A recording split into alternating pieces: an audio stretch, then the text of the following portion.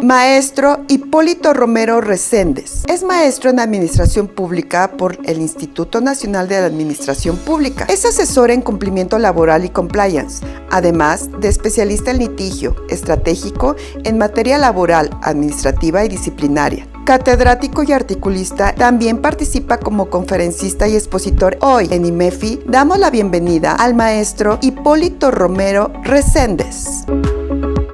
En nuestro evento anual Reformas Fiscales 2026, Fiscalización Extrema.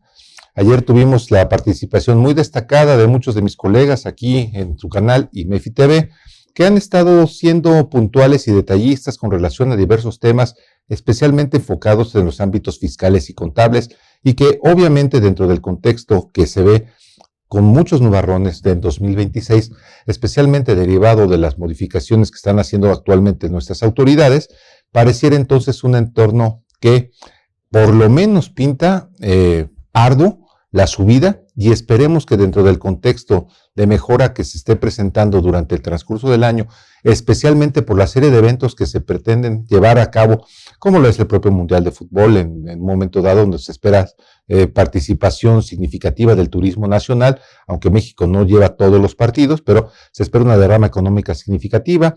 También algunos aspectos dentro de lo que es las obras públicas que se están desarrollando actualmente en la ciudad, precisamente dentro de lo que es el embellecimiento y demás.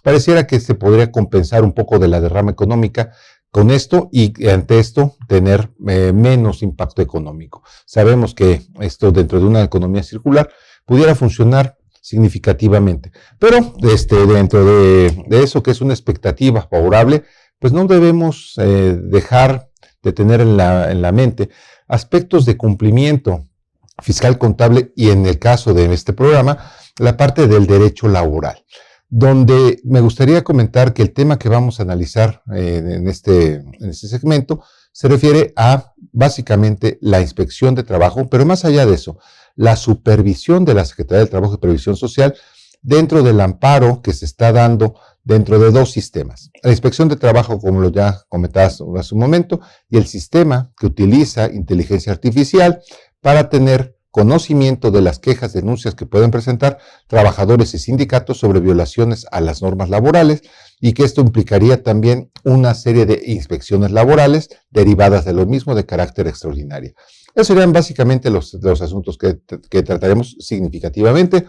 También tenemos algunos puntos con relación a la famosa semana laboral de 40 horas, que, déjenme adelantarles, al día de hoy todavía no hay nada determinado por parte de las autoridades, aunque ya hay iniciativas que han estado avanzando, pero vamos a comentar algo por ahí.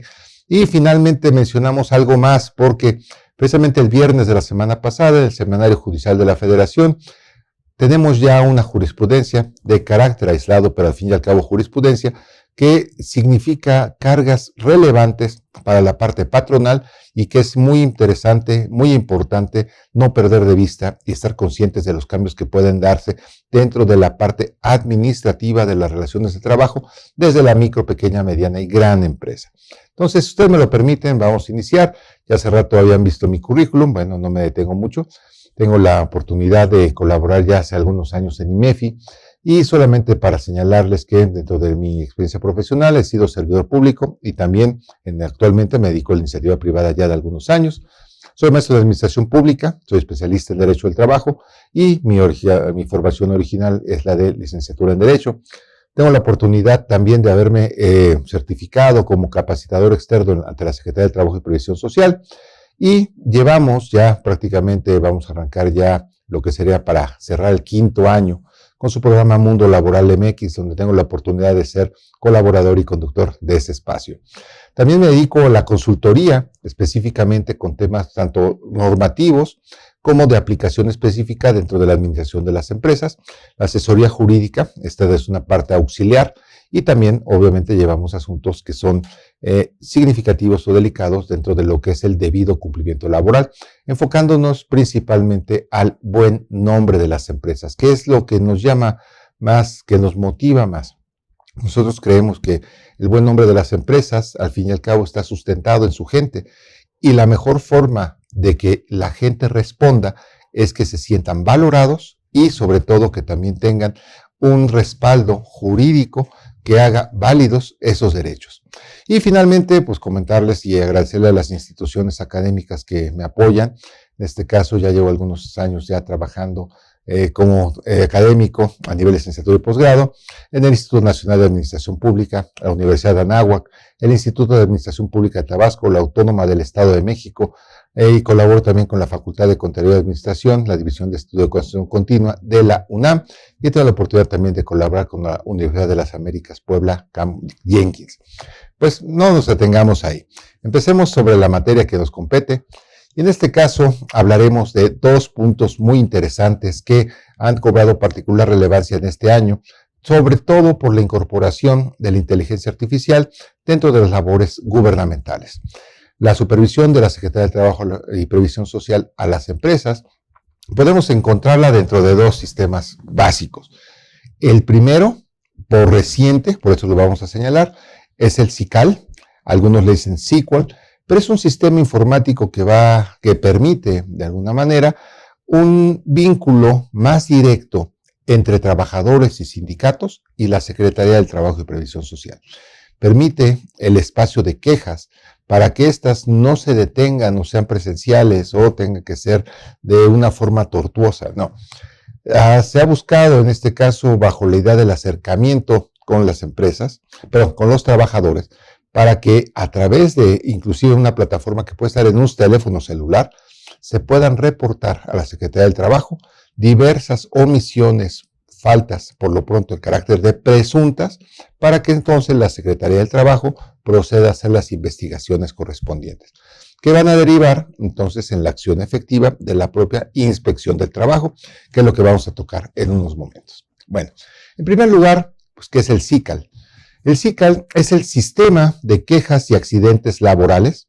Esto fue presentado hace poco, en el mes de septiembre, el día 4 específicamente, mediante el boletín 3625 de la Secretaría del Trabajo y Previsión Social. Si ustedes gustan revisarlo, ahí está el enlace correspondiente dentro de la página del Gobierno de la Ciudad de México, Prensa, Secretaría del Trabajo y Previsión Social, donde hacen precisamente este arranque de funciones del SICAL o SICAL. Es un sistema en línea totalmente gratuito que permite a cualquier ciudadano denunciar posibles violaciones a los derechos laborales o informar sobre accidentes ocurridos en los centros de trabajo. Pocas palabras, alertamiento. Vamos a ver que no es tanto ciudadano, pero sí con relación a los trabajadores, que son los que van a poder utilizar este mecanismo, esta aplicación, para poder hacer el reporte correspondiente. El SICAL tiene 3 módulos. El primero, relacionado con las quejas, tanto en las condiciones generales de trabajo, seguridad e higiene, capacitación y adiestramiento y subcontratación como subtemas relevantes. El segundo módulo es el que se refiere a accidentes de trabajo y finalmente el tercero se refiere a los incumplimientos a los contratos individuales o a los colectivos de trabajo. Como podemos ver, ahí hay puntos muy relevantes donde la autoridad laboral tiene detectados incumplimientos que en su momento pueden afectar el cumplimiento debido de las relaciones de trabajo y por lo tanto la dignidad de los propios trabajadores. Ahora bien, módulo 1, para que tengamos una idea un poquito más clara de todo lo que pudiese contener precisamente SICAL, son condiciones generales de trabajo. Y aquí vemos que inclusive hay participación sobre la materia específica de la seguridad social, como pues el alta ante el Instituto Mexicano del Seguro Social. Un trabajador de reciente ingreso, pues tiene desde el primer día el derecho para tener un trabajo digno, decente, los beneficios que le aporta la seguridad social. Los patrones tienen un tiempo limitado para hacer esta alta, 5 días, y ante la situación expresa en la que no se haya dado de alta a los trabajadores o todavía se sigan utilizando esos indebidos contratos de prueba de 30 días donde no hay seguridad social para los trabajadores o peor, que existan renovaciones consecutivas o, cuando mucho, con un día de diferencia con relación a esos contratos y no exista la seguridad social, el trabajador puede hacer el reporte correspondiente a través de esta aplicación y que déjenme decirles que también va a llegar al IMSS, porque estos sistemas están vinculados por lo que hace la Secretaría del Trabajo y Previsión Social, Instituto Mexicano del Seguro Social, Infonavit, Infonacot y Servicio de Administración Tributaria. Eso es lo irrelevante de esta herramienta. Entonces, viene esta queja y por lo tanto se puede dar una situación bastante complicada para la empresa. Otro punto importante es el pago del salario por debajo del mínimo o bien el pago incompleto o la falta de pago de liquidaciones o finiquitos. Tenemos que considerar obviamente que dentro de los elementos de una relación de trabajo es el pago del salario. La cantidad mínima que se establece en el país, mediante las cuales un jefe o jefa de familia puede satisfacer las necesidades materiales, sociales y culturales de su familia, es precisamente con la determinación de un salario mínimo. En este caso, ya estamos en noviembre, déjenme decirles que los trabajos correspondientes a la CONASAMI, que es la Comisión Nacional de Salario Mínimo, ya llevan rato que se están desarrollando. Muy probablemente será hasta el mes de diciembre donde tendremos ya noticias de cuánto será el incremento real directo al salario mínimo y se espera que de alguna manera se mantengan, desde mi punto de vista indebidamente, todavía segmentado en zona libre de la frontera norte y resto del país. Es decir, dos salarios mínimos generales diferentes. El de la frontera norte mayor que el del resto del país y se espera, se está especulando, que el aumento en promedio sea de aproximadamente el 15%.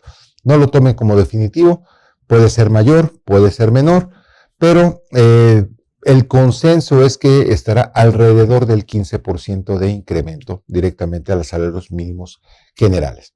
Con relación a los salarios mínimos profesionales, en los cuales también trabaja la CONASAMI, muy probablemente vamos a ver también un incremento espejo, un incremento proporcional entonces a estas situaciones específicas y no olvidemos que hay que darle una revisada a esa tabla de salarios mínimos profesionales. No olvidemos, uno de los trabajos que de reciente incorporación a esta tabla son precisamente las personas trabajadoras del hogar, donde tenemos que considerar este punto porque también sigue vigente la parte del programa del Instituto Mexicano del Seguro Social para el pago de esta prestación a los trabajadores que estén en esta condición, personas trabajadoras del hogar principalmente. Ahora bien, por lo que hace a los pagos incompletos, las faltas de pago de liquidaciones o finiquitos, bueno, ahí tenemos situaciones específicas de mucho cuidado. No olvidemos, todavía estamos en noviembre, pero prácticamente ya huele a pino, ponche, ya probablemente los brindis ya están empezando, se están reflejando por ahí, y por ahí viene el pago del aguinaldo. No olvidemos que esta obligación debe cubrirse precisamente antes del 20 de diciembre. Entonces, también considerar que en un momento dado algunas empresas, algunos patrones han tenido la iniciativa, que al fin y al cabo están cumpliendo con la ley antes del 20, de dividir el pago del aguinaldo para el Buen Fin, que acaba de pasar hace una semana, y la otra parte en este periodo. Hasta el momento siguen pendientes todavía la parte de lo que sería el aguinaldo digno. No se ha establecido todavía que se incremente al doble, que era lo esperado, 30 días de aguinaldo, todavía no está. Otros mencionaban que era 40 días de aguinaldo, para que de alguna manera también los trabajadores al servicio del Estado, que ellos sí tienen 40 días sobre salario base, en principio, tuviesen esta prestación, solo que ellos lo tienen dividido en el pago de diciembre y enero. Estas, por lo que hace al ámbito de la Ley Federal del Trabajo, no se aprobó, sigue todavía en el Poder Legislativo para que se discuta. Entonces, es importante cubrir, los que no lo han hecho, esta obligación en diciembre, porque si llega el día 20 y no se ha cubierto, puede ser reportado en el SICAL y esto será una problemática significativa para la empresa. Y liquidaciones o finiquitos, bueno, pues, no olvidemos la gran labor que se realiza dentro de los centros, tanto el Centro Federal de Conciliación como los centros locales de conciliación, registro laboral, con relación a los avances por lo que se refiere a los convenios que se celebran en los mismos. Entonces, si estas liquidaciones o finiquitos se celebran en los centros, ¿a cuáles se refiere? No olvidemos que todavía está la posibilidad contemplada en la ley de que se dé los convenios en el ámbito privado. No es recomendable pero la carga de trabajo en el Centro Federal ha sido motivo inclusive de noticia en estos últimos días, donde prácticamente hay un llamado del señor conciliador, Ramírez Barrufo, con relación a que se debe de alguna manera buscar apoyo para que se pueda avanzar en esta materia. Entonces, cuidemos esta parte, sobre todo porque es un periodo en donde se dan muchos movimientos de personal, para bien o para mal, y de alguna manera tener cubierto, como debe ser, como buen patrón, el pago de liquidaciones o finiquitos en su momento. También el CICOL tiene abierto en este módulo de condiciones las horas extras, cuidado con las mismas, dentro del contexto todavía de la semana laboral de 40 horas, que adelanto, lo vamos a ver en un momento, no está aprobado todavía. Las horas extras entonces se dan con un particular cuidado, sobre todo en este periodo donde en ciertas ramas de la industria se ven incrementadas las necesidades de contar con personal fuera de sus horarios de trabajo, de los regulares. Por lo tanto, hay que tener perfectamente contemplado que posteriormente a lo que sería la parte del salario regular, la ley, tanto la Constitución como la Ley de Trabajo, establecen que en las primeras 9 horas posteriores se pagarán con un salario doble al corriente de las horas, dice un 100% adicional al salario regular, y que esto no debería ser, pero si se llega a exceder de estas 9 horas extras, las siguientes se pagarán con un 200% adicional, es decir, las horas prohibidas laborales, en este caso, equivalen a que valen 300% con relación a las regulares. Entonces, cuide mucho esta parte también. Otro punto importante y también ha sido de análisis, la parte de lo que son los periodos vacacionales, cumplirlos debidamente. No olvidemos, las vacaciones son una prestación de goce, no se pagan vacaciones. La única forma legalmente en la que se pagan las vacaciones es cuando se da un contexto de terminación de la relación de trabajo, donde las que no se disfrutaron se pagan. Pero las vacaciones implican que yo no presto mis servicios y de cualquier manera recibo mi salario íntegro. Lo que sí es que va a pagarse la prima vacacional y en los términos que tengan establecidos en los centros de trabajo. Entra también la parte de las incapacidades, en este caso los periodos determinados por el Seguro Social, el pago de trabajo, lo que sería, si es que se ha dado todavía, el pago de la PTU, trabajo infantil, eventualmente, trabajo de migrantes que no reciben prestaciones de ley. Mucho cuidado, hemos visto por ahí algunas industrias, algunos sectores donde están contratando, sobre todo por cargas de trabajo y a destajo, a personas provenientes de Centroamérica, principalmente del país Venezuela, donde prácticamente están sentados en las banquetas cerca de estos centros de trabajo, y si hay trabajo, véngase a cargar, a descargar, y se les paga por destajo, pero no hay obviamente trabajo digno, decente en este caso, y esto puede ser denunciado también. Y también podemos encontrar lo que es el hostigamiento o el acoso laboral, también se puede reclamar en el CICOL. En este siguiente módulo sería el de seguridad e higiene, que es el correspondiente al B. Ahí es muy importante contemplar que dentro de lo que es el cuidado de la salud y la integridad de los trabajadores, pues obviamente la parte del cuidado del equipo de protección personal, que es una obligación patronal, y que debe tener las condiciones óptimas para que proteja, en este caso, la vida e integridad de los trabajadores y mantenerlo en condiciones adecuadas. Si va presentando desgaste y demás por el solo uso, pues créanme, mejor hacer la inversión en sustituirlo que esperarnos a que pase alguna desgracia. También la parte de las instalaciones inseguras o insalubres. Considerar eventualmente que si es que llega a bajar posteriormente en la segunda quincena de diciembre la carga de trabajo, tal vez aprovechar y hacer esos trabajos de mantenimiento correctivo, mayor, menor, que se requieran, contemplar que todo se puede mejorar siempre, que esas comisiones mixtas estén funcionando, que los recorridos que realicen se tomen en cuenta las observaciones para que de alguna manera, y obviamente dentro de las posibilidades de las empresas, se hagan los ajustes correspondientes para dar precisamente un trabajo digno, decente. Punto muy importante, CICOL. capacitación y adiestramiento. Y es donde ahí tenemos una situación que ya empieza a hacer ruido y ser relevante dentro del contexto de las obligaciones patronales, específicamente las verificables por la Secretaría del Trabajo. Ojo, ninguna empresa del tamaño que sea, micro, pequeña, mediana, grande, gigante, transnacional, que tenga vinculación con nuestro país, está exenta de brindar capacitación y adiestramiento a sus trabajadores. Es muy importante que, si independientemente de que se tengan 50 trabajadores, que es el requisito sine qua non para contar una comisión mixta de productividad, capacitación y adiestramiento, el objeto de la misma, que es la capacitación y adiestramiento, se debe prestar así sean un trabajador.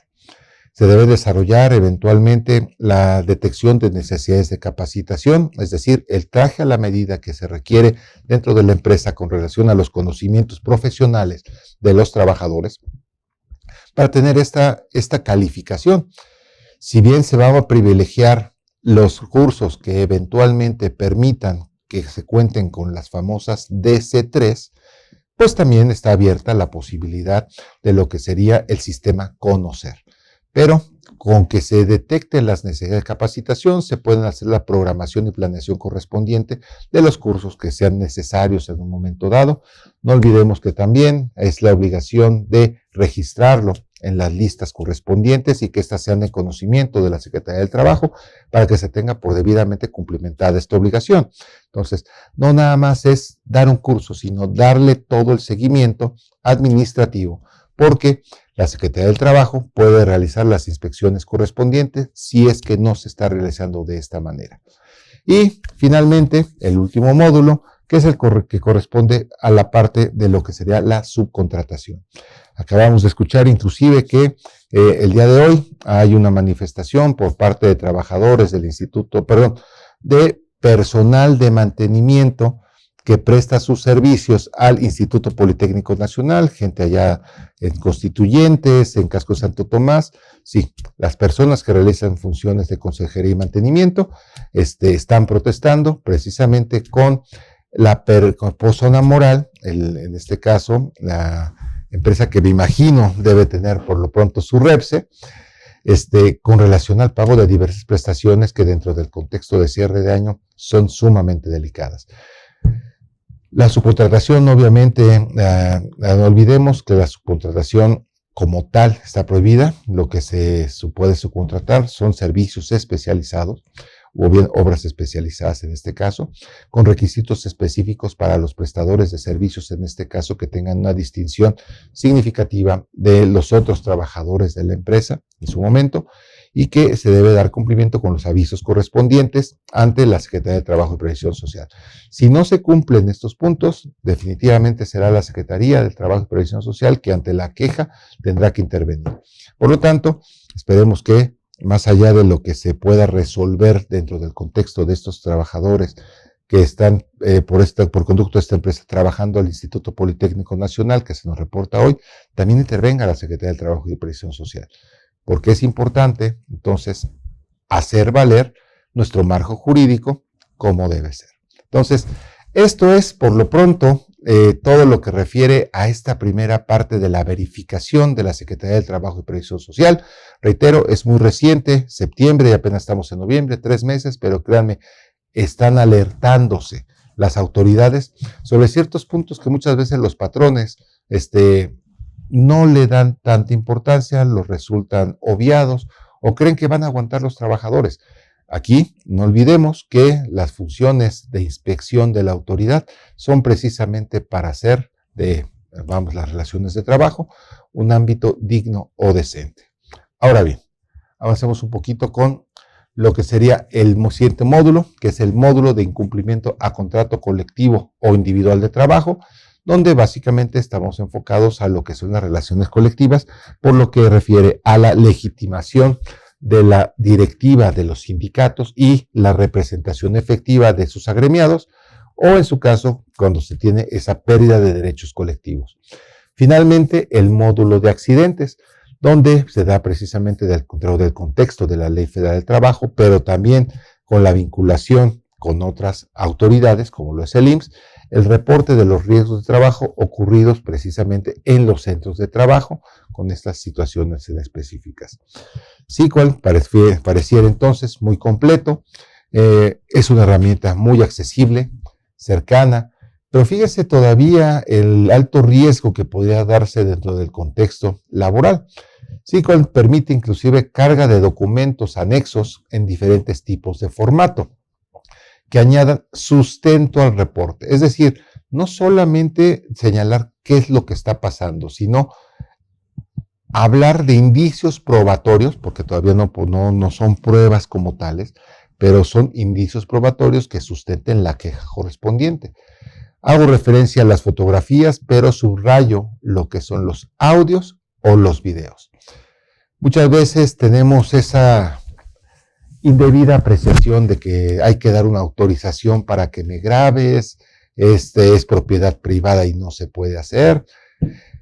Ojo, mucho cuidado con relación a estas falsas apreciaciones, porque dentro del contexto del artículo 6º constitucional, con relación a los artículos 19 de la Convención Interamericana de Derechos Humanos y demás, el derecho de acceso a la información es un derecho fundamental e incluyen el derecho para todas las personas de allegarse de información. En este sentido, no podemos establecer una distinción de superioridad de derechos con relación a un derecho fundamental sobre aspectos que no van con relación a esta parte, como en este punto sería el contexto de la relación laboral bajo esta idea. Por lo tanto, un trabajador ante una situación de acoso, hostigamiento laboral, como acabamos de ver hace un momento, dentro de lo que sería, ahí está, el CICAL, por ejemplo, de condiciones generales de trabajo, tenemos el acoso y el hostigamiento laboral, eventualmente lo que sería, no sé, estoy viendo ahí trabajo infantil, por ejemplo, o trabajo de migrantes, pues eventualmente nos va a permitir inclusive tener audio y video. Y esto, desde el momento en que se envía a una plataforma gubernamental, va a formar parte de un expediente administrativo. Y ese es el riesgo que tienen las empresas, que independientemente de los avances de la investigación, ya cuenta la autoridad con indicios probatorios de algo que puede ser irregular. Y tiene un sustento interesante, por decirlo menos, si no es que pudiese ser inclusive hasta comprometedor. Entonces, cuiden mucho esta parte, porque todo mundo tiene derecho, entonces, a llegarse de la información para sustentar lo que dice. Entonces, SQL ya permite esta situación de incorporar fotografías, audios o videos. Otro también nos permite considerar lo que son los documentos. Y aquí solamente hacer una referencia que lo que se refiere a documentos, no solamente estamos hablando de papel como tal. Los documentos eventualmente pueden ser de carácter electrónico, digital. Ejemplo, correos electrónicos, mensajes de WhatsApp, que es una de las aplicaciones que más se tiene. Entonces, esta parte documental también puede incorporarse dentro de la queja de SQL. Por lo tanto, hay que tener también mucho cuidado. Y también se pueden incorporar declaraciones de testigos. Dentro del contexto laboral, pues podemos pensar en tal vez compañeros de trabajo que están presenciando una situación irregular, representantes sindicales, cuando los sindicatos están presentes en esta serie de relaciones laborales o el contexto de que están en planta, por ejemplo, pero no excluye a que alguien se dé cuenta que no sea personal de la empresa. Digamos, una persona que esté en la calle, una persona que cualquier vecino que pueda ver una situación de este tipo, pudiese hacer eventualmente una declaración testimonial sobre este punto, y esto como tal va dentro del sistema. Volvemos a señalar el riesgo que pudiese presentarse en este caso. Finalmente, las notas periodísticas. Acabo de comentar una. Esta queja que están haciendo trabajadores de la empresa subcontratada por el Instituto Politécnico Nacional. Pudiese darse el caso eventualmente de que esto que fue reportado yo lo escuché en radio, lo retomen las autoridades, lo retome cualquier persona, cualquiera de estas personas que estén ahí en la parte de mantenimiento, y aprovechando que está en la manifestación, también hace la referencia de que ya lo reportaron, tal medio, tal canal, tal medio alternativo y acompañarla su queja con el SIC. La autoridad laboral tendrá que hacer, obviamente, la apertura de expediente y realizar la investigación conducente. En este caso, una de las líneas de investigación sería precisamente la parte de cómo es que los medios están reportando esto, cuál es el sustento. Entonces, estos indicios probatorios realmente vienen a cambiar una configuración muy interesante con relación a lo que es la vinculación trabajadores-sindicato-autoridad. Un medio más dinámico y que se debe tener presente dentro del contexto de las relaciones laborales, porque, pues ojo, ya la gente se queja más y tienen razón en muchas de las ocasiones. Entonces, cuidemos mucho esta parte. Derivado de esto, de los reportes que se pudiesen dar, SICOL va a dar lugar o va a dar pie a que se levanten inspecciones de trabajo, ya sean estas federales o eventualmente locales. Generalmente vamos a hablar de las inspecciones de seguridad, higiene o capacitación y adiestramiento, que son las más comunes que se den dentro del contexto de las relaciones laborales, aunque pueden ser de otro tipo. Pero en primera, recordar que dentro de la inspección de trabajo, pues también se tiene su vida propia, tiene una propia diseño, programación, determinación, ejecución, conclusiones. ¿Qué es una inspección de trabajo? Bueno, en primera, considerar que es un acto de autoridad. En general, las autoridades gubernamentales, específicamente la administración pública, realiza dos tipos de actos, los actos de gestión y los actos de autoridad. Los actos de autoridad tienen la característica principal de que están investidos, en este caso, de lo que es el imperium, es decir, la fuerza del Estado, e inclusive para hacer valer sus determinaciones en contra de la voluntad de las personas. Entonces, está legitimada para hacer el uso de la fuerza en este caso. Entonces, este acto de autoridad de la inspección de trabajo tiene como objetivo principal vigilar el cumplimiento por parte de los patrones de la legislación laboral vigente en los centros de trabajo. Y es vigilar. Ojo, esto se traduce en que sí, tenemos efectivamente al Big Brother, al ojo, encima del hombro de los patrones para que traten bien, con dignidad, respeto a sus trabajadores. Y también es una herramienta, en este caso un medio que utiliza la Secretaría del Trabajo y Previsión Social, que busca garantizar el respeto de los derechos y obligaciones tanto de trabajadores como de patrones, promoviendo un ambiente laboral seguro, justo y equitativo. Entonces, esta es la doble naturaleza de la inspección de trabajo. Lo que podemos observar es que, en principio, como toda actividad gubernamental, tiene que ser debidamente planeada. En el caso específico, el programa de Inspección Federal del Trabajo es un programa anualizado. En el año 2025 se dio un contexto de ejercicio de cambio de administración, prácticamente el año pasado. El último de septiembre termina el mandato del presidente Andrés Manuel López Obrador. Inicia el 1 de octubre el mandato de la presidenta Claudia Sheinbaum Pardo. Y en este sentido, ahí, si bien no se da un cambio de titular de la Secretaría del Trabajo y Previsión Social, se mantiene el mismo secretario, sí las actividades conducentes al cierre de una administración y el arranque de una nueva administración. Y se vio un poco fuera de tiempo lo que fue el programa de inspección 2025. ¿Cuáles son los objetivos principales de este programa que ya estamos en noviembre? Bueno, la promoción de condiciones laborales justas, equitativas y respetuosas de los derechos fundamentales de los trabajadores, erradicar esas prácticas irregulares y fomentar la mejora continua en los centros de trabajo, así como disminuir los accidentes y enfermedades, impulsando la autoevaluación y la mejora continua en la prevención. Como características y novedades de este 2025 es, como cada año, hacer un mayor número de inspecciones. Se tenía contemplado realizar 43,000 inspecciones federales de trabajo, con lo cual el incremento iba a ser significativo sobre el 34% de aumento, casi un 50% más de inspecciones de trabajo. Y la parte interesante, el uso de la inteligencia artificial.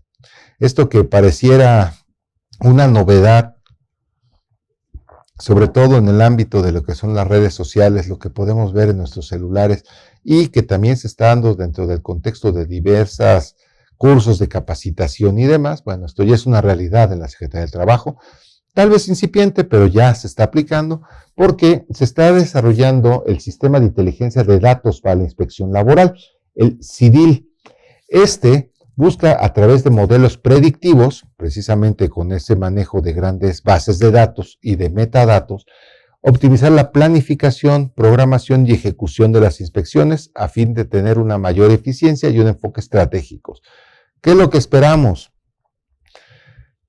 No tenemos datos exactos del avance del cumplimiento al día de hoy.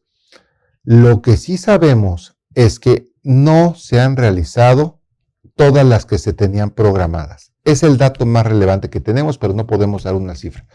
¿Qué es lo que pudiéramos esperar? Tal vez en lo que es el cierre de 2025 se incremente significativamente el número de inspecciones. Es lo que pudiéramos esperar. ¿Cuál será el enfoque que está tomando la autoridad? Bueno, pareciera ser que los indicadores con relación a esto es inspeccionar empresas que llevan más de 5 años sin haberse revisado, de todos los ámbitos productivos, fabricación de bienes, prestación de servicios. Hay un enfoque específico, tenemos entendido, a lo que son las medianas empresas. Y también dentro de este contexto estamos contemplando que las inspecciones que con mayor énfasis se desarrollen abarquen los temas de REPSE, seguridad, higiene y capacitación y adiestramiento principalmente, que son entonces en este caso de carácter federal. La Autoridad Laboral Federal, Secretaría de Trabajo y Previsión Social, puede solicitar vía convenio, coadyuvancia con las autoridades laborales de las entidades de los estados, el apoyo para haber incrementado el ejército de inspectores de trabajo.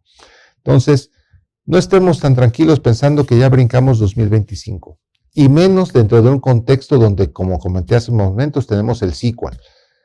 Estemos al pendiente y que somos, eventualmente, podemos estar en la mira de que la autoridad venga a revisar qué tan bien estamos haciendo las cosas o qué se requiere. Y, obviamente, tenerlo dentro de un contexto de debido cumplimiento laboral. También lo que se busca es un enfoque estratégico y por sectores. Aquí dice que se priorizan sectores vulnerables y actividades con mayor riesgo, como la construcción, ese siempre se ha verificado, transporte y el sector agrícola. Este punto sí es importante con relación a la programación de auditorías ordinarias para este caso, y actividades informales con alta incidencia de violaciones. También una mayor coordinación institucional, como comentábamos, con otras autoridades, y aquí es un punto importante, no se abandona el velabo, se busca que de alguna manera se desarrolle más esta herramienta con la que cuentan los patrones, que es la verificación laboral voluntaria, en la cual la empresa, el patrón, se coloca en una situación de cumplimiento real, debidamente documentado y acreditado, lo cual inclusive le permite autocalificarse, autoevaluarse y con ello ayudar a la Secretaría del Trabajo y Previsión Social. Esto significa que ya no mandaré inspectores. Durante un tiempo determinado acreditando esto, la empresa está cumpliendo al 100. Entonces, punto importante y que también nos sirve en este contexto de 2026, preocupémonos en este momento por diseñar un programa de debido cumplimiento para que estar listos en 2026 y que no nos machuquen los dedos. ¿Ok? Cuidemos muchísimo esta parte. Es posible lograr que una mediana empresa dentro de 6 meses, es decir, junio de 2026, tenga elementos de cumplimiento suficientes para soportar una inspección de trabajo y o eventualmente involucrarse dentro de la verificación laboral voluntaria. Sí, acérquense con nosotros aquí en IMEFI. Tenemos gente que podemos apoyarles directamente para lograr esta verificación laboral voluntaria y disminuir los riesgos dentro de una cultura de debido cumplimiento y, como lo comenté hace rato, para el buen nombre de las empresas. Ahora bien, ya hay nuevos lineamientos específicos por lo que hace a la inspección de trabajo. Desde junio de este año ya tenemos algunos específicos por lo que hace a mejorar protocolos, específicamente por lo que es trabajo agrícola, por lo que se refiere a algunos aspectos específicos de personas trabajadoras del hogar, especialmente también dentro de lo que es el contexto de trabajo de productos que pudieran ser infectocontagiosos. Ya hay protocolos específicos.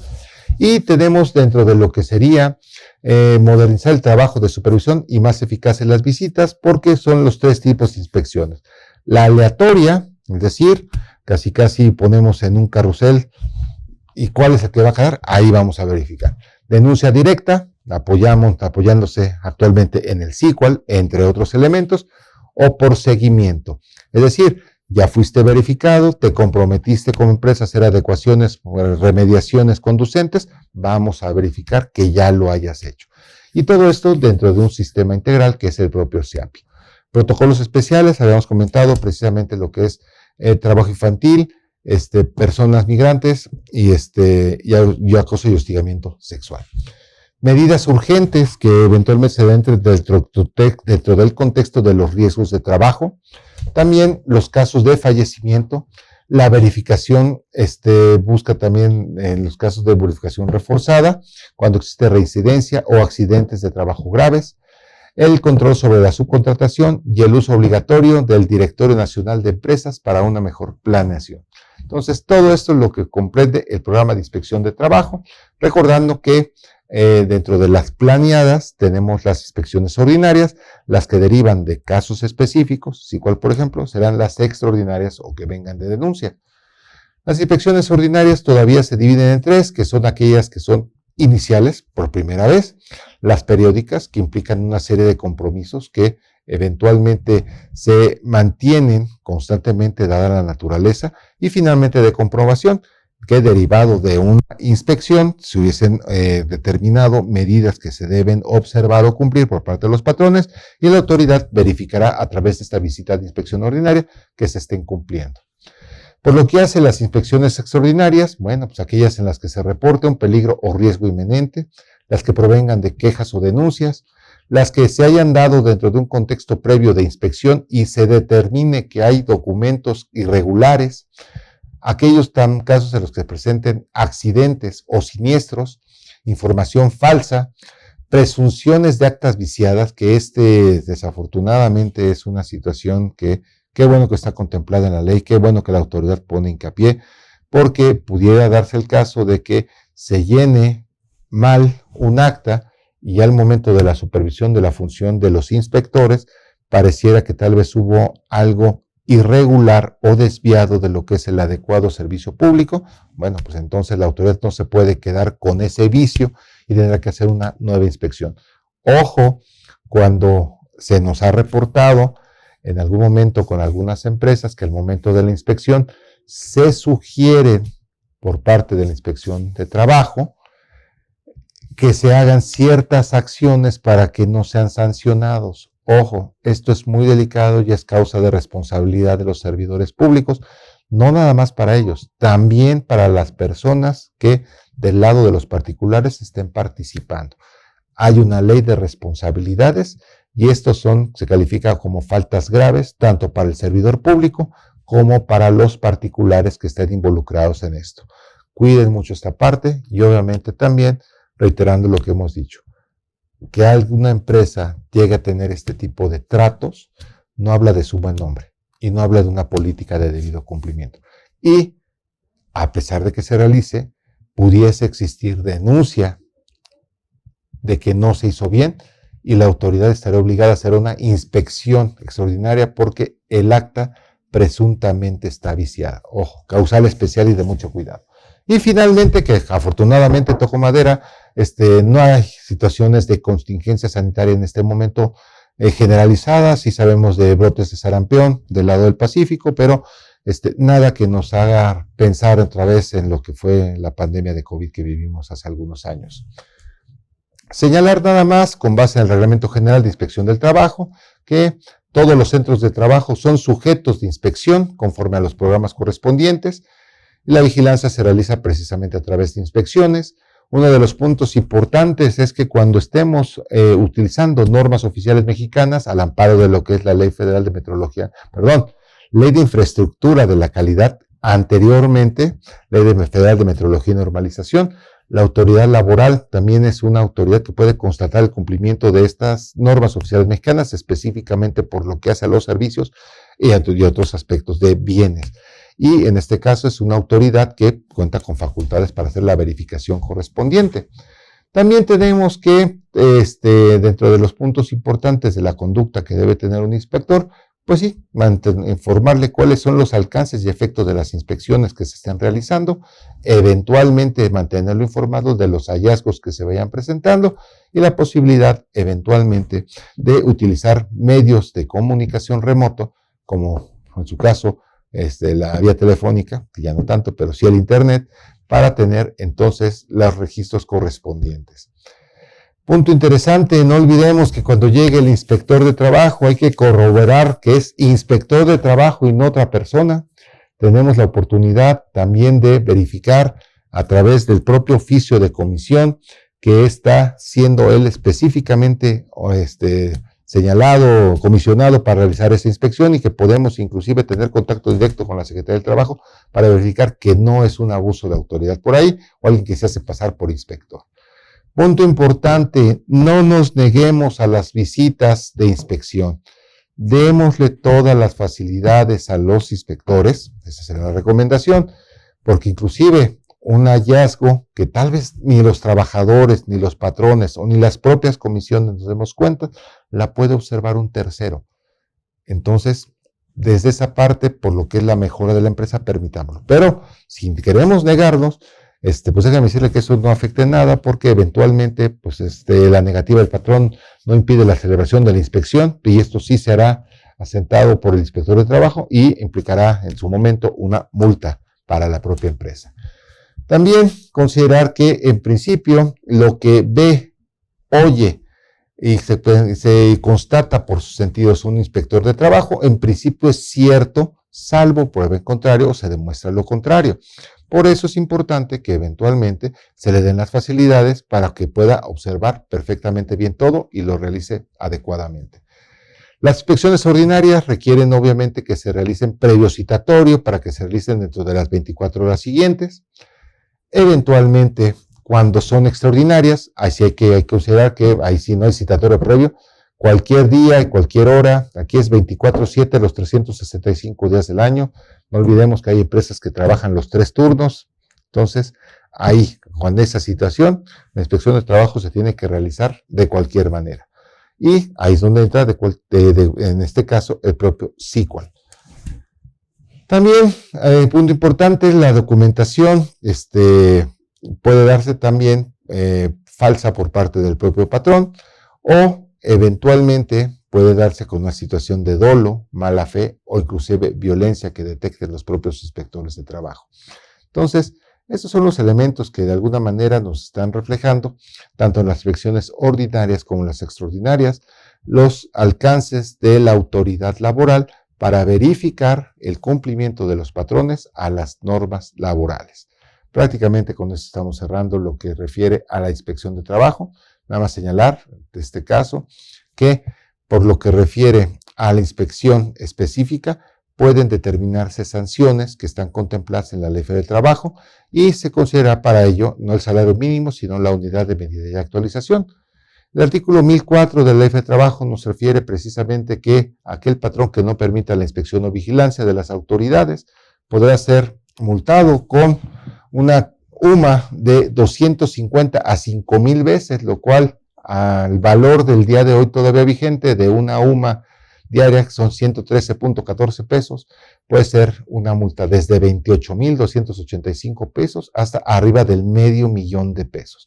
Entonces, hay que tener mucho cuidado. Reitero, sale mejor contratar a alguien que nos apoye para tener un debido cumplimiento laboral que andar pensando en pagar multas a las autoridades y de cualquier manera vamos a tener la obligación de hacer nuestro programa adecuadamente. Entonces, busquemos la cultura de la prevención para que entonces mejor este dinero sea mejor empleado en tanto en los sistemas verificables de la propia autoridad del trabajo. Ok, Falta un poquito ya para que termine en participación. El segundo punto que teníamos es precisamente la jornada semanal de 40 horas. Si bien ya tuvimos un programa aquí en Mundo Laboral MX con relación a esta parte, ustedes saben que en el programa que tengo la oportunidad de conducir, no nos gusta hablar de expectativas, de iniciativas y demás. El tema se presta porque ha sido relevante sobre los avances que ha tenido tanto foros como iniciativas, participaciones, entrevistas de diferentes autores y en este caso compromisos para tener esto avanzado. Aquí hay que considerar que lo último que tenemos con relación a la iniciativa es que por parte del Poder Ejecutivo Federal, en este caso Presidencia de la República, tiene el compromiso de presentar en el mes de noviembre su propuesta de reducción de semana laboral a 40 horas.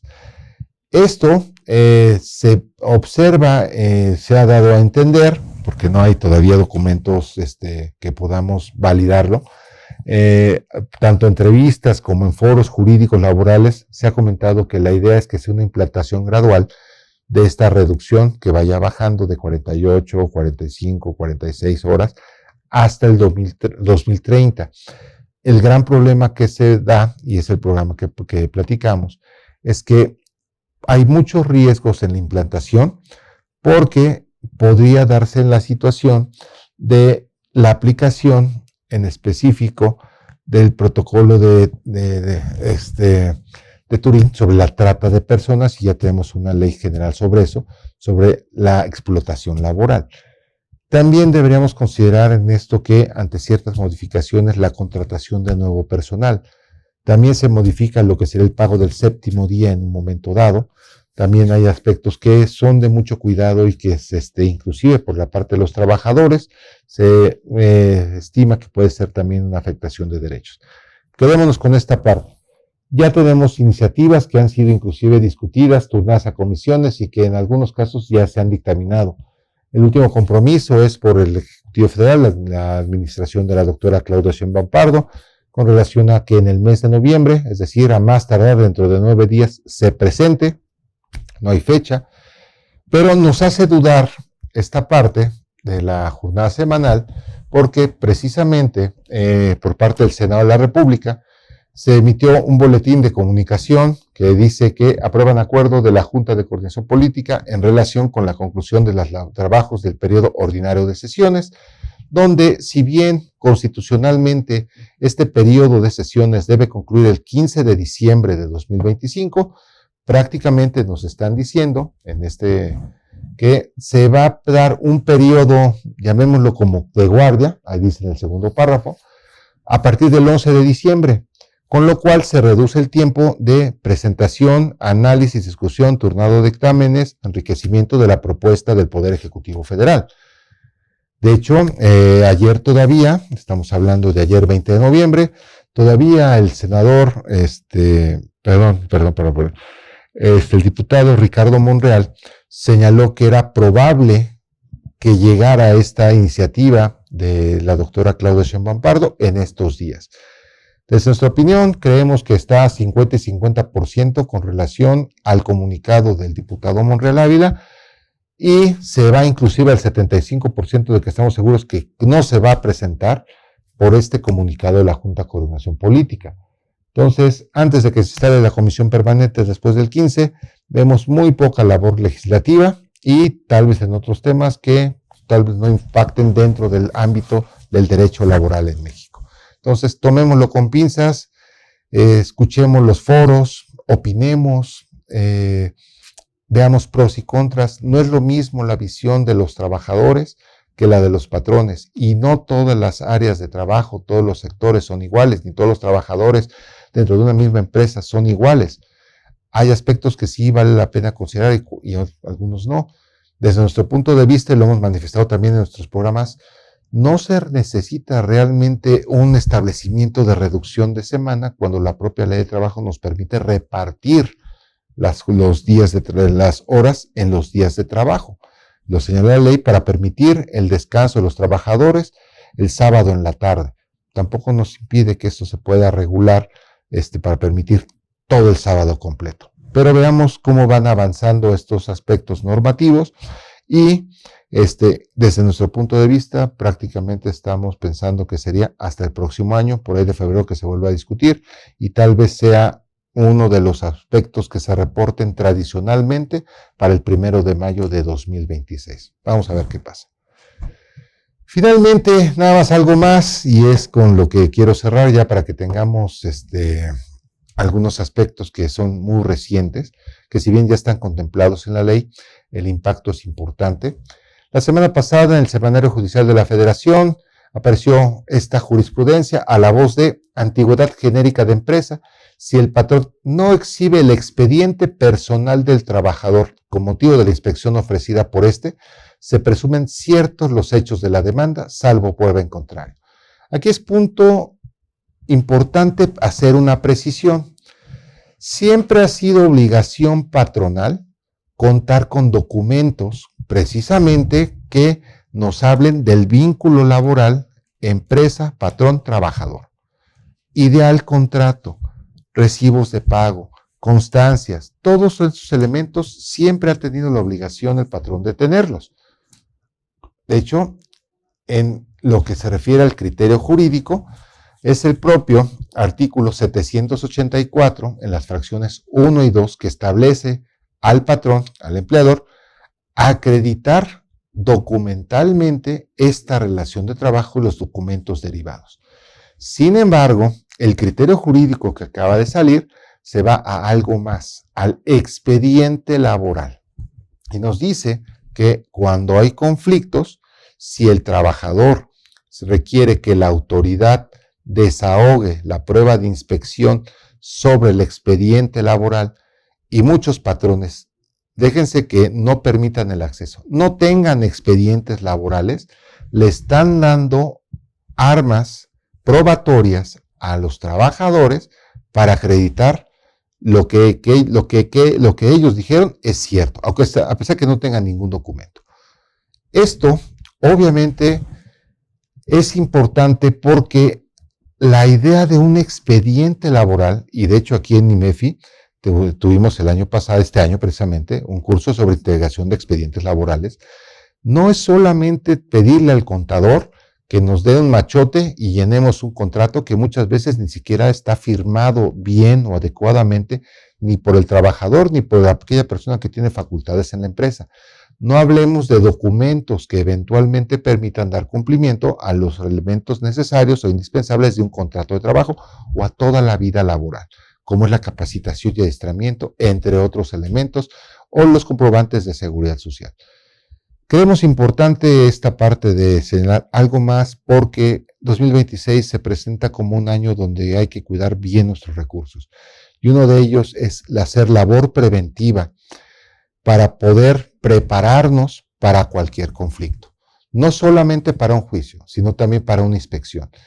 Y dentro de un contexto de debido cumplimiento laboral, tal vez sea importante aprovechar estos últimos meses del año, noviembre, diciembre, si quieren todavía enero, para enfocarnos a regularizar la empresa. Si vamos a sacar el árbol de Navidad artificial y hay que limpiar en casa, hagamos lo mismo en las empresas. Pongamos en orden y limpiemos todo aquello que debemos limpiar y ordenar y organizar para arrancar bien el próximo año. Entonces, esta ha sido ya cerrando prácticamente nuestra participación. Agradecemos mucho la presencia de todos ustedes en este magno evento, Reformas Laborales 2026. Soy su servidor Hipólito Romero y me están comentando que hay algunas preguntas por ahí que con mucho gusto trataremos de dar respuesta. Muchas gracias. A ver cuáles son. Hola, ¿qué tal? Muy buenos días. Comenzamos con la primera pregunta. Es de Maribel González. La pregunta dice así. ¿Los cursos de capacitación que se dan a los empleados se registran en la Secretaría del Trabajo o se hacen en línea? ¿Y cuáles son los requisitos que deben llevar? Muchas gracias por la pregunta, realmente muy interesante. Bien, aquí es importante contemplar que en términos de lo que señala la propia normatividad del trabajo, se da mayor desarrollo a lo que son todos aquellos que sean impartidos por capacitadores, tanto externos como internos. Es decir, La propia Secretaría del Trabajo y Previsión Social establece los requisitos que deben cumplir aquellas personas que van a dar cursos de capacitación y los registra siempre y cuando se llene un formato que se llama DC5. Este formato permite que cualquier persona profesional que cuente con los elementos necesarios, profesionales, académicos suficientes, registre aquellos cursos de capacitación y o adiestramiento que pudiese impartir para beneficio de los trabajadores. También las empresas pueden generar sus propios capacitadores internos.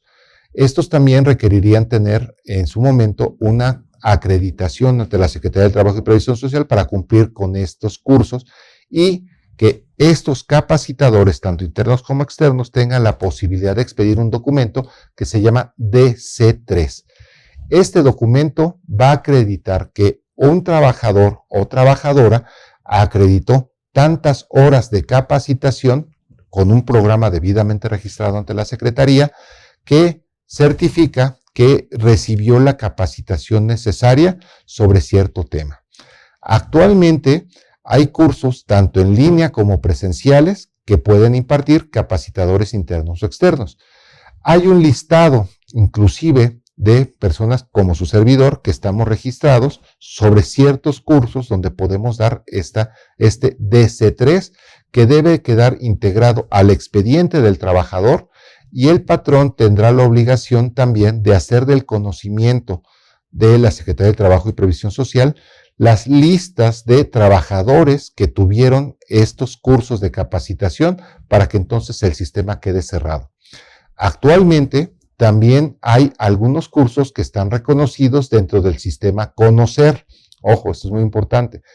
Desde mi punto de vista, se debe priorizar la parte registrada por la propia Secretaría del Trabajo y Previsión Social al amparo de la ley y, en su caso, también aquellos que estén contemplados dentro del sistema Conocer. En ambos casos puede darse la capacitación presencial o a distancia. Y lo ideal es que dentro de lo que sería la planeación de los cursos, debe considerarse a través de lo que sería una detección de necesidades de capacitación.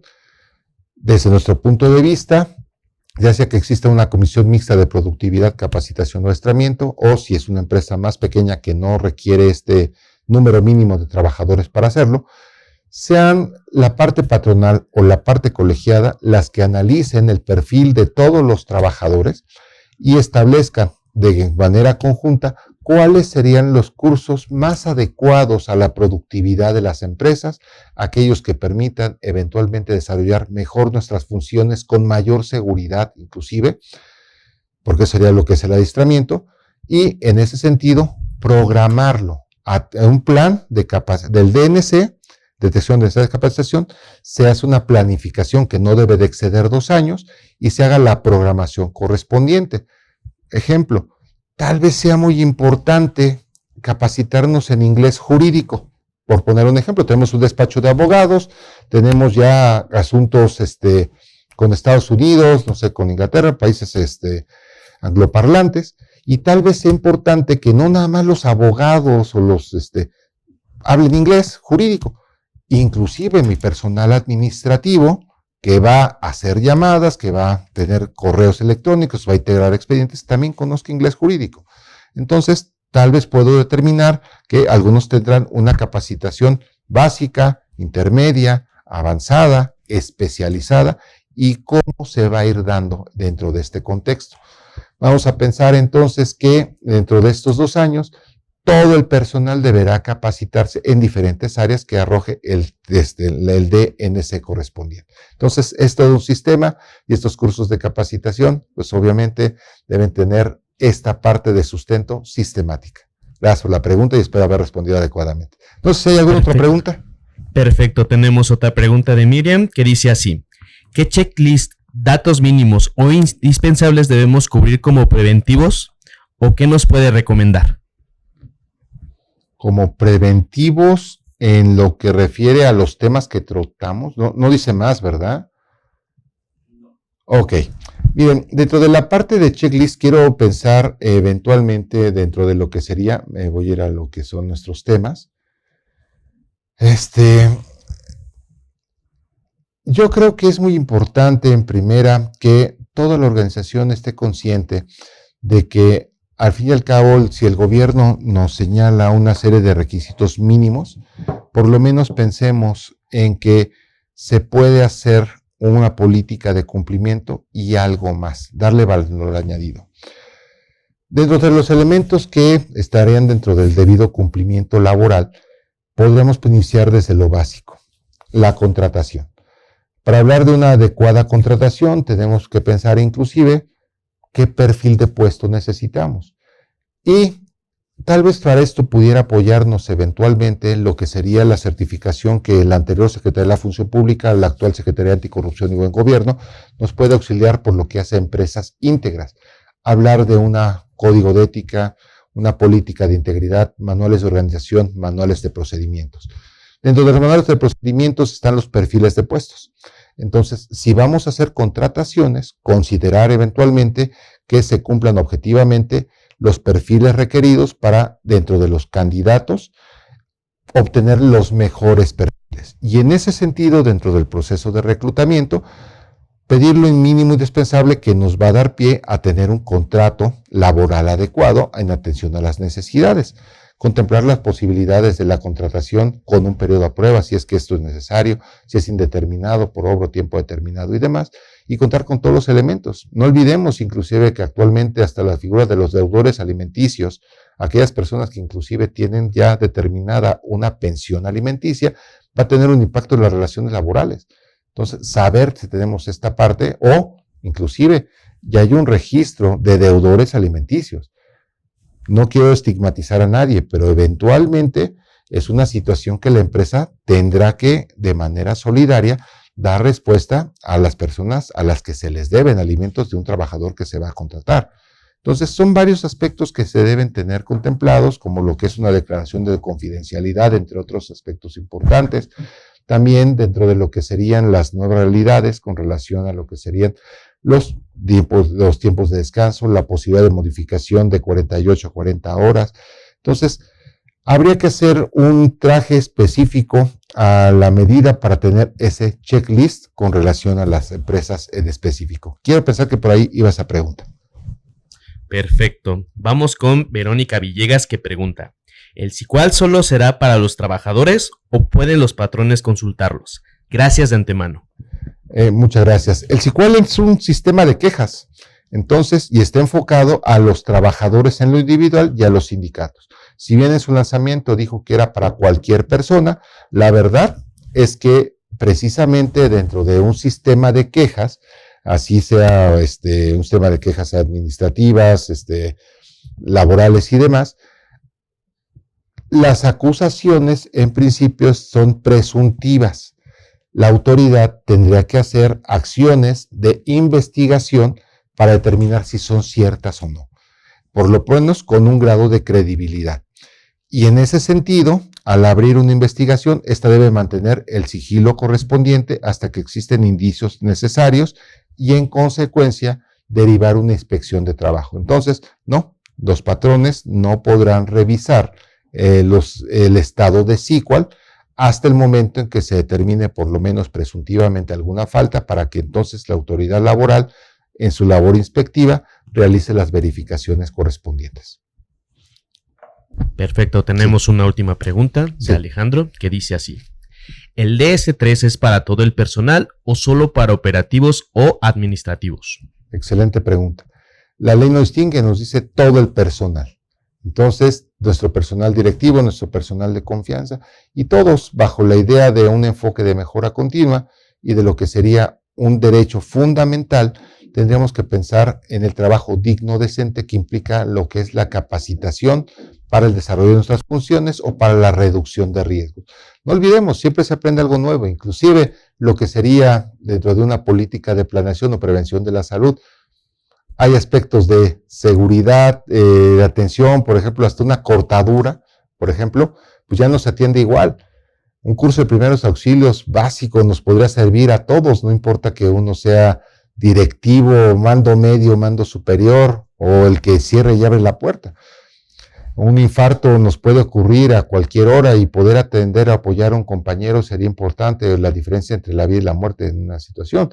Lo que les comentaba de algo nuevo, ¿no? A muchos de nosotros nos tocó eventualmente, cuando nos cortábamos o raspábamos, que nos pusieran mertiolate, ¿no? Algunos inclusive manejaban el mercurocromo, otros un poquito de algodón con alcohol. Bueno, estos tres elementos, mercurocromo, mertiolate y alcohol, ya no se usan en las heridas.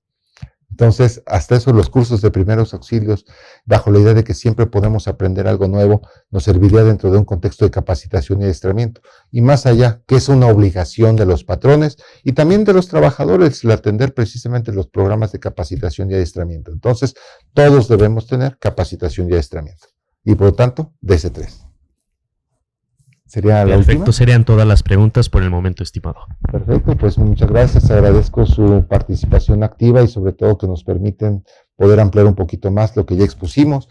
Soy Hipólito Romero y con el gusto de participar cada año y sobre todo cada semana con IMEFI, tanto en este evento de Reformas Fiscales 2026, Fiscalización Extrema, y en su programa Mundo Laboral MX, donde los esperamos semana a semana. Muchas gracias. Que tengan excelente cierre de año y mejor inicio de 2026. Hasta luego.